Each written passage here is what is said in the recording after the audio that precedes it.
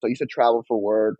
And that's when I realized how spoiled we are here, like in Jackson Heights and Queens in general, but very much in Jackson Heights, where it's just so diverse. And I think a big part of that is the reason why I do what I do, is to show people of the neighborhood, like these are the stories coming from people from your country, from the descendants of your country, first gen writers. Like that's like the point of it all. Like I want your kids to then see themselves reflected on the cover of kids' books. Like that's the whole point of it.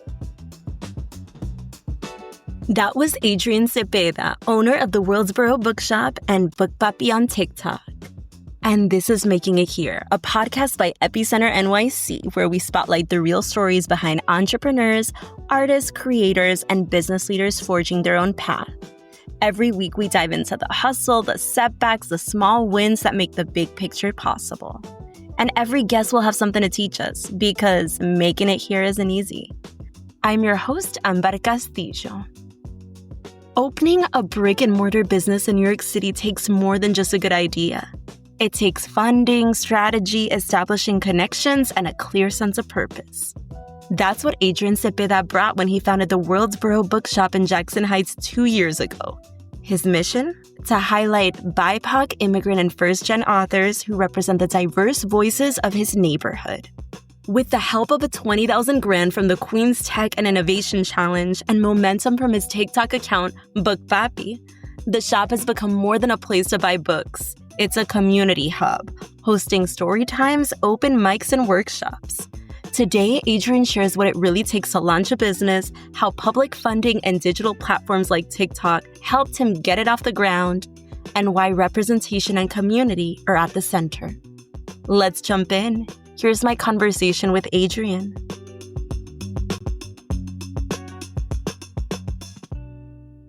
My name is Adrian Cepeda. I am from Queens, New York, with roots from Ecuador, and I was born and raised here, Jackson Heights, and I'm the owner, founder of the World's Borough Bookshop. Let's take it back a little bit to the beginning. What's that first moment you can remember really falling in love with books and starting the path to the World's Borough Bookshop? So in the neighborhood that I grew up in, Jackson Heights, we never had a bookstore, which is the big reason why I opened it. So my mom used to bring me to Forest Hills, had the Barnes & Noble, which is technically the only bookstore, the general bookstore. So that's really like my mom very much made sure that I loved reading. She brought me to Barnes & Noble, let me read whatever I wanted. It's very important that she put me in those spaces where it was fun, because then some kids only see books at school, so they have a bad connotation with it. Was there a certain book that changed something for you early on? No, so early on, I just used to read anything, right?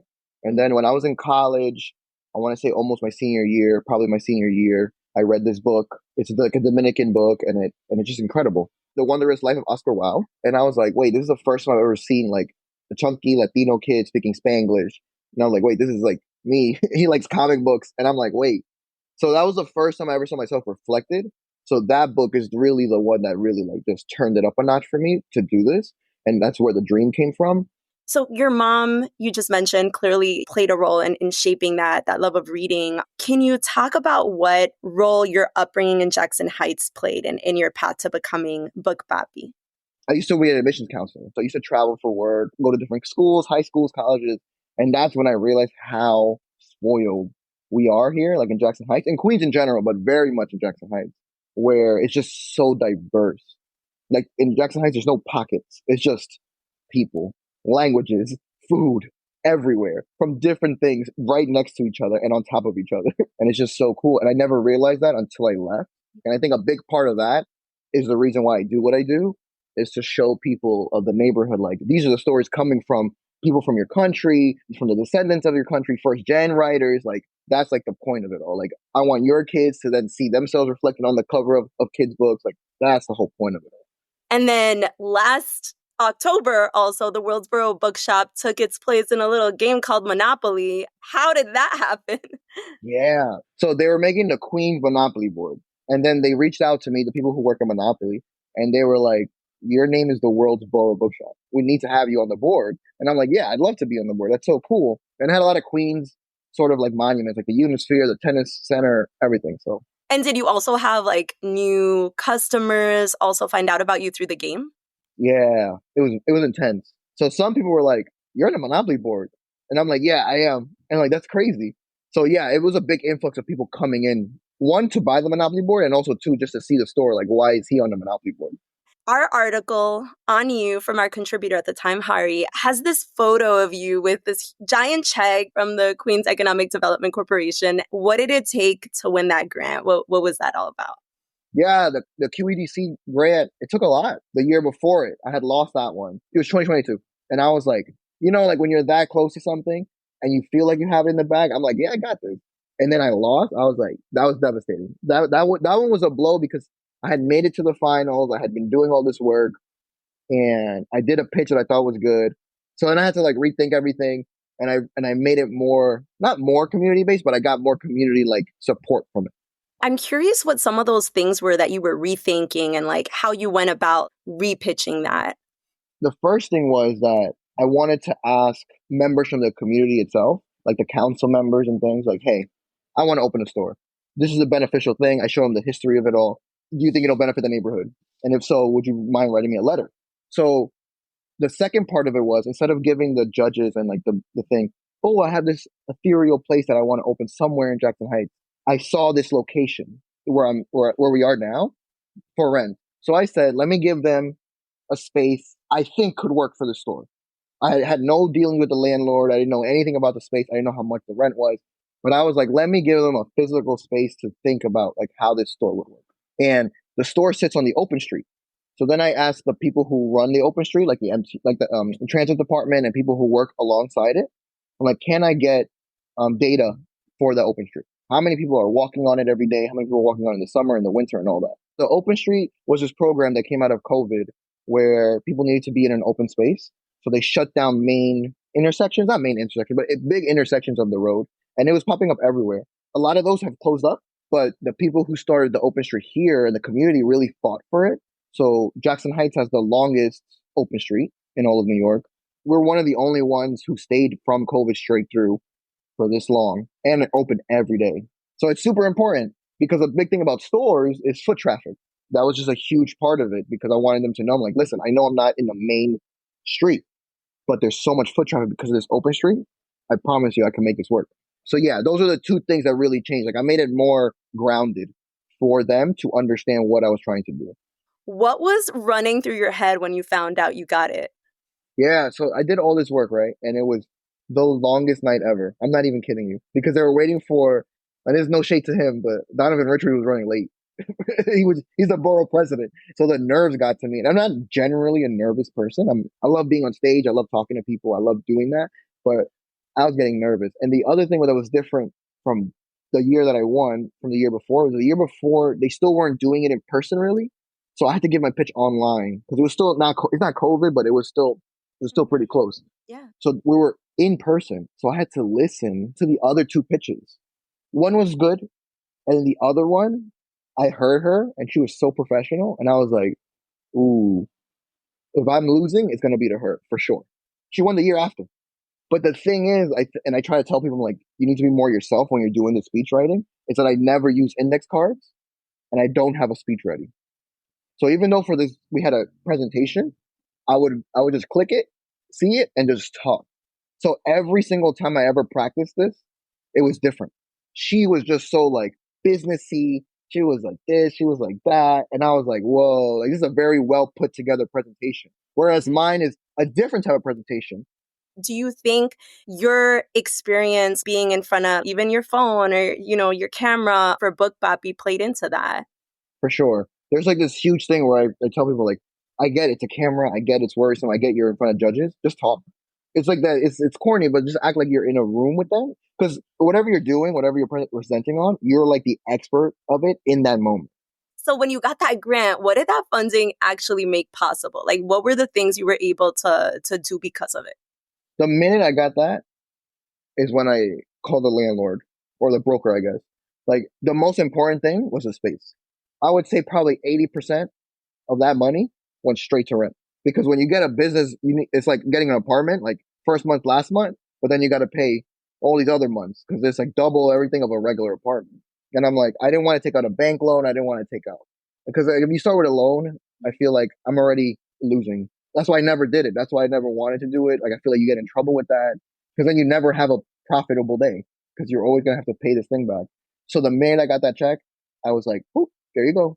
So it never stayed in my bank for like more than a day. The minute it cashed, I gave it to the landlord, and it was like 80% gone. And then the rest went to inventory, shelves, and things like that. Okay, so you've been renting the space since when? June 2023. We're just about at that anniversary, right? And we're hosting an event at your place just to do a little shout out. Yeah. Right I'm next. so excited for that event. It's so important. Oh my goodness. When did you realize your business was also going to be centered around like in-person events like that? You know, if you're not talking to an author, you know, which is also, you know, happening live, also like bringing out the community to some of these book talks. I knew I wanted to do book talks here. I knew I wanted authors to come by, right? That was a big part of me. Like, I know all these authors from like social media, from TikTok, and from like all these things. Like, I met so many cool people, and they've never been to Queens. And I was like, I want to be the person that brings them out here to Queens. These huge like Latina authors. So that I always knew I wanted to do, but the community events, I did not know that. So I've spoken to other people who want to open up bookstores now. A lot of times there's like, I want to do this community space, but also have books. But for me, I wanted to open a bookstore that was for the community. And as I spoke to people and developed it, and people had these ideas, and they were great ideas, but they just needed a space to do it. That's when it became more of a community space, which has been really cool. Like we had someone who wanted to do yoga. I'm like, do your yoga. They do the yoga. There's someone who wants to do bilingual singing. Do your bilingual singing here for kids. So yeah, it developed into that as people came to me and approached me with the ideas and dreams that they have, and I'm like, oh, let's try it out, let's do it. So it's just really cool, like win-win situations, what I call them. Like it's a win-win-win for all of us. You get these people to see your things, I get to have a cool event in my store. So it's things like that. So you started by selling books from your own collection, right? Like at these pop-ups and book fairs. What were those early days of hustling like? Not a lot of people knew in the direct neighborhood that I wanted to open a bookstore. So there were a lot of people trying to, but I never like told them. I was just like kept my cards, like I kept it like here. So I did a lot of pop-ups everywhere. So if you were at that pop-up, you would see me on a table, like in markets, selling books. And then being like, I want to open a bookstore in Queens, preferably Jackson Heights. But like I just opened it up to everyone because I wasn't always in Jackson Heights. I did a lot in Astoria, I did some in the city. And I told them the idea of it, and they were like, that's cool. So that's how I built it up like that. But these were hard. Yeah. Putting books in bins are heavy. They're heavy. You have to carry them around all the time. I had to talk to people, but there were people who were very supportive. I met a lot of them. A lot of them have come into the store now, so that's a cool experience because they don't think I remember them, but I'm like, I remember every of the early supporters. I remember you. Don't you worry. I got you guys. So yeah, it was tough, but it was nice because I got to be out there. It taught me how to book sell. But yeah, when the pandemic hit and I started doing the videos, that's when things really popped off. But those early days of like going to markets, going everywhere, that was tough. When you launched then your TikTok, Bookpapi, was that then a turning point for the business? How did that change your reach? So what got me was it was a pandemic. I was just like bored. I was like, let me see what this app is about. And when I opened it, it was dancing, but like the first couple that I saw were like history teachers or science teachers showing people how to do things or teaching things. And I'm like, wait, is this a teaching app? Like, what is this? This is cool. Oh, okay. Maybe I could just talk to people and tell them about my books. And this is a weird thing to say because now you can see a huge difference, but back then you don't see a lot of male representation recommending books, right? But then also I wanted people to not feel the same way I do in my store. Like there's so much color in my store. I don't want people to think books are boring. So I never wanted to sit there and be like, listen, this, I'm also not a good reviewer like that. Like the genre and the literature and the lines, and this is what they really meant. Like, I don't do that. So it was very natural. I just wanted to make sure like they talk, like you felt like I was like, we're on a FaceTime call and like I'm talking to you. And it's very important to me because people in the literary community can be snooty sometimes. And sometimes I get those people in and I'm like, we can go toe to toe right now. We can go bar for bar. And I got you. I know I don't look it. I know I can't, like, I don't seem like I might have read those books, but I have gone through every single one of those things. And then was there a specific moment or post maybe that became like more popular than others on TikTok where you were realizing that, you know, this is working, this could go somewhere? Yeah. So it's so funny because all my videos were on the open street. That's the other thing people don't realize. Like I never did it obviously in front of my house or where I live, but it was all on the open street. So technically in some of the videos, I haven't looked into them because I hate listening to my voice. If I'm walking through the streets, you can see the store in the background before it's a store because I was just making videos going up and down the block. But yes, there was one moment, there was one video, and I still remember it because it's hilarious. People on TikTok, they would ask me like, "Hey, I'm looking for this book, but from like a Latino perspective, from an Asian perspective, from a Black perspective." But very specifically, I was asked about romance books, and I then never read romance. So I'm like, it's a part of the job. I don't care. I'll do it. Hey. So I read a lot of romances, and I recommended it using, I think it was a trending sound from In the Heights, like women thirsting over like some male character from that movie. I think that video blew up, and I was like, oh, so that intersection of like pop culture, Uh-huh. bringing that over to like books, and then everyone in the comments were like talking about my name, like the Bookpapi name, and they're like, whoa, what is this? And then like all these things, I'm like, okay, I realized. So it's like if you mix pop culture things like movies, sound, Bad Bunny. Oh my God, when Bad Bunny released a new album, forget it. We're way up. But a big part of it was bringing non-readers into the store. A lot of times people come in, they just come and hang out. Like, Adrian, I'm sorry I don't buy books. I just like hanging out here. I'm like, that's cool, dude. But like one day you're gonna see something that interests you, and it'll pop like, whoa, and then they start reading. So I love a non-reader in this. I love non-readers more. Like you telling me you're a non-reader, and I put you onto a book. It's way better than like a reader telling me like, oh my God, did you read this book? And we're having like this conversation about it. Yeah, I love that. If you could go back to your younger self at the very beginning of this journey, what would you tell him? Two things. One, like a practical thing, and like another one, like a more of a mental thing. The one thing is like you need to network more. The idea of that if you are lucky enough to be in a room where there's people that can advance you in your career, in your dream, or even give you advice, get into those rooms and just network yourself so much and network your dreams. There's going to be people who be like, that's not possible. Of course there are, right? But you're gonna meet that one person that could really push you, or you might like need their help or lean on them later on. That it's so important. Then I wish I would have done that more because then I would have been like it wouldn't have been so tough learning everything about the business, about book selling, about this, about reaching out to authors, about publishers. Like it would have been better if I would have just done that a little earlier. And then the other part is like more mentally, and I see it a lot with people who want to open their own business or have these aspirations and dreams. Just do it. Remove that mental block from yourself where you feel like you can't do it or you've heard people say you can't do it. The amount of times that someone said a bookstore won't succeed because of technology and all these things, it's okay. Like, don't worry about it. Just go and go and go. Follow your dreams. You network with these people and really hunker down on yourself first. Not on the branding, not on this, but like on yourself. Like bet on yourself. And what's next for the Worldsboro Bookshop? Like, what are you excited about? Like I said, we have the 2 year, which is very exciting. But the big focus of the next year is the writers of the neighborhood or like local writers. I really want to produce and help them produce writing. So like more writing workshops. Like I want someone to say I went to these writing workshops at the WB, and then this is my book. I'm like, that's cool. That's freaking cool. So we're doing a lot more open mics too, where we're just showing off the communities and their literature, and I love that. That's so cool. And then the next big thing that I've been planning and that I really want to do in the next 2-3 years, hopefully, is a book festival. So Queens doesn't have a book festival, so I want to run the book festival down the open streets. And as I go, I learn more and more about like how much it takes to open that, like have such a big event, because that's a huge event. So this last year, I've been learning a lot. Like the Miami Book Fair, I went there to see how they handle everything. So that was a cool way to see how this type of state handles their book fair in a more fun way. But also like authors. Like I tell them this idea, and they're like, "You call me, I'm coming." Because that's the other thing. Is like if you have a book festival, you have to have authors here. So when I tell them this idea, they're like, "Yeah, I'll come through. Just let me know, and I'll help you plan it." So meeting these different connections that I wasn't gonna have the first year has been really nice to be able to build those up because I need all those connections to then do this book festival. Yeah. So it's been nice. That's why I'm like, it could be sooner.